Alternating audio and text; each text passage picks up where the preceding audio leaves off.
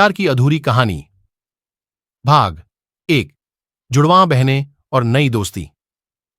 दिल्ली के एक बड़े शहर में राधिका और इशिता नाम की दो जुड़वां बहनें रहती थीं।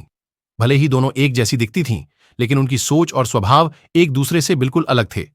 राधिका एक शांत और संजीदा लड़की थी, जबकि इशिता बहुत चुलबुली और बिंदास थी। दोनों में अक्सर छोटी छोटी बातों पर झगड़ा होता था, लेकिन दिल के किसी कोने में दोनों एक दूसरे की बहुत परवाह करती थीं।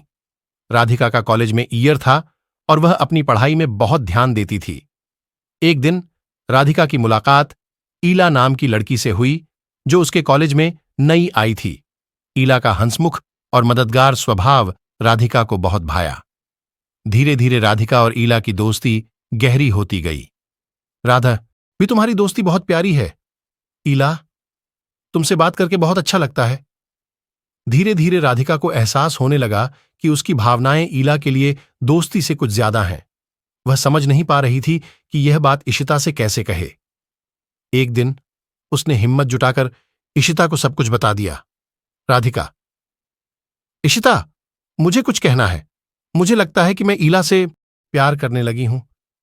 इशिता ने आश्चर्य से राधिका की तरफ देखा, लेकिन उसने अपने गुस्से को काबू में रखते हुए कहा, राधिका, यह सही नहीं है।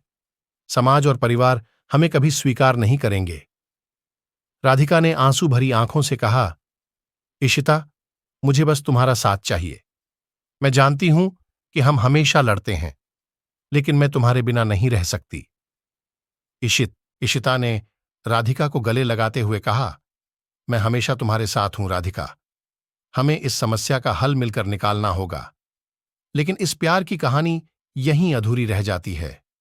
क्या राधिका और ईला का प्यार समाज और परिवार की बंदिशों को पार कर पाएगा? क्या इशिता अपनी बहन के इस रहस्य को सबके सामने स्वीकारेगी? इस कहानी का अंत अभी लिखा जाना बाकी है। Thank you everyone. Like and subscribe for part 2।